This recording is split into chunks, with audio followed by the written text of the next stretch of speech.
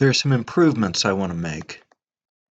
This thing was pretty good when it was fast, like with 8 queens, but you see how long it's taking with this other one, or 22. I think that's even taking longer. Now, there's different ways to handle this, but I think I want to use the web workers. Never done that before, but I looked it up and it looks pretty straightforward. Basically, multi-threaded. You're going to have the GUI live, so you can do stuff and interact, but at the same time a thread's going to be solving in the background. And, well, of course, just keeping things live so you can interact with them is always good.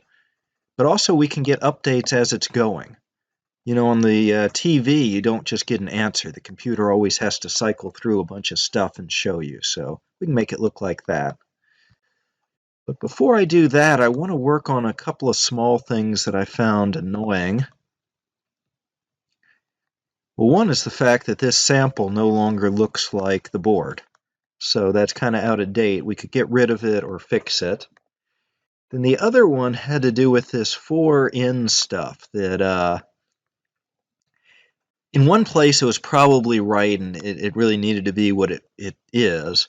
Another place we started down this path and I realized after I was done that, I'd made it so much more complicated than it needed to be. Again, it seemed right at the time, and then a small change, and a small change, and a small change. But you'll see how much faster and easier that'll be.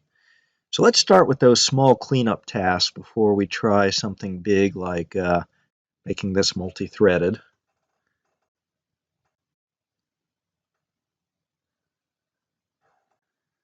Okay, so let's edit this. Wonder if I should have both versions on the web, I guess, so you can follow along with the changes. So this stuff here, well, I could try drawing it in the right way, and there's a lot of possibilities. You know what? Let's do that. Just realized this is going to be even easier than I thought. So solve. You saw it made it pretty. So now we're almost just documenting the thing at this point. Now I'm going to say view source. Oh yeah, I was trying to find this before. I was looking at the ... in the last video, but it's not there. View page source is here. Again, even though it's Chrome, I think it was different on the Mac. Okay, so that didn't help. This is still the original, not the part that changed.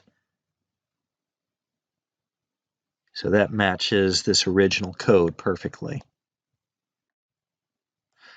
So let's try this a different way. Let's say inspect and elements.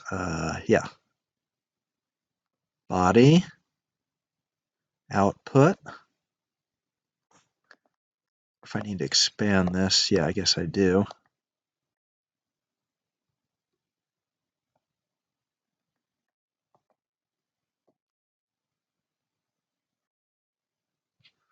So I should be able to just copy and paste this stuff.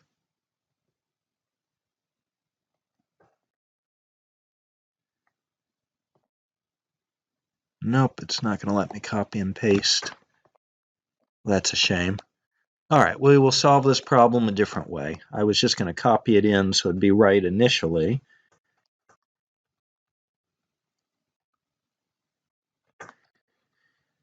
But instead, let's just say that as soon as we start, we're going to run some code. Because we already know how to fill this in code, so I'm just going to run it. Let's see, on load.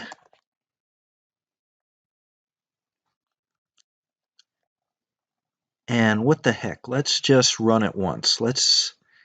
There's so many different ways I can do this, but why not just say, we already have the for up here, we already have the solve button. Why don't I just say I want to hit the solve button? So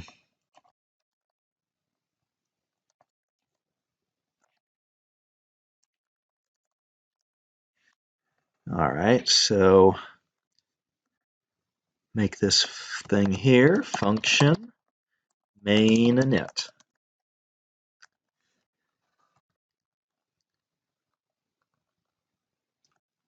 And we need to find this button so we can click on it. You know what, I'm going back and forth in my head. There's two possibilities. One is just to simulate the click, which would be, at the moment, very simple and probably the fastest way to do what we want to do. But I'm thinking that it might interfere with some of the changes going forward. So let's do this a different way.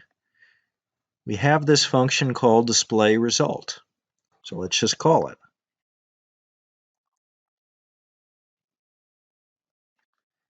And what kind of input does it have? Well, it's going to have a list of moves. We know how to do this. We had the whole spreadsheet before showing it, but I think I can do this off the top of my head. 0, 1. So the first row, we want to fill in column 1. The second row, we want to fill in column 3. Third row, we want to fill in column 0. And the fourth row, we want to fill in column 2. Well, that was easy. I bet that's even going to work. Save.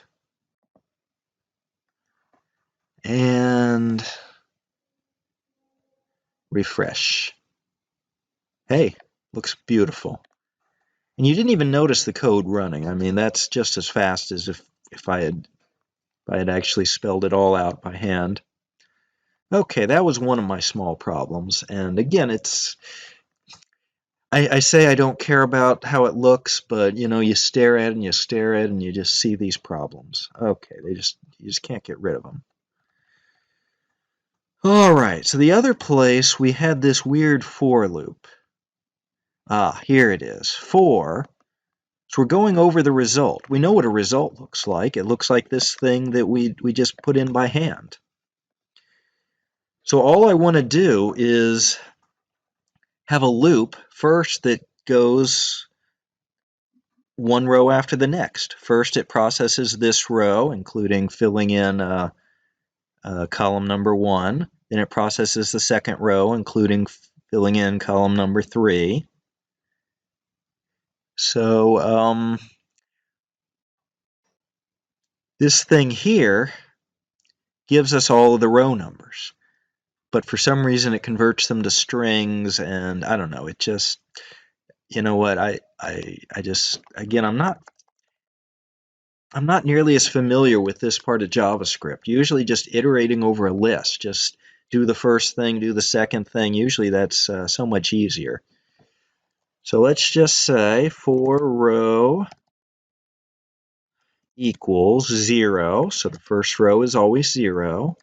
Row is less than, you've probably seen this 100 times, result.length. Excuse me. So if the length is 4, we're going to go 0 through 3. And row plus plus. This just happens so often, you should almost know that by heart by now. And we don't need this parse int. We never bothered with the string version. That was just a weird thing that JavaScript gave us. So row says which of these we're working on, and that's our outer loop. The first thing we do is iterate over each row. Then within there, we iterate over each column. So basically the same way you would read English. Start here, then here, then here, then here. Then go down to the next row, the far left column, and go to the right. Okay. I think that's it. Those were two small changes, and again, I just wanted to get those out of the way before I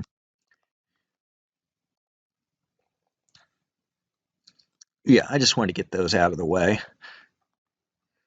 So, reload. So there is some sort of an error. Kind of a surprise, something that simple. I didn't know how it could fail.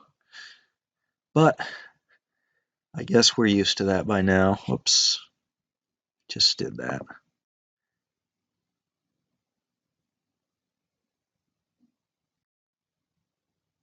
Highlights, get rid of that.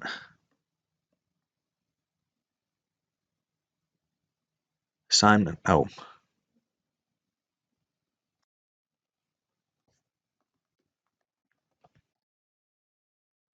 Yeah, I don't even know how important those consts are to begin with. It's just kind of good style to use const when you can, but some of the rules for JavaScript are just a little bit different from the tools I normally use. So, oops, refresh.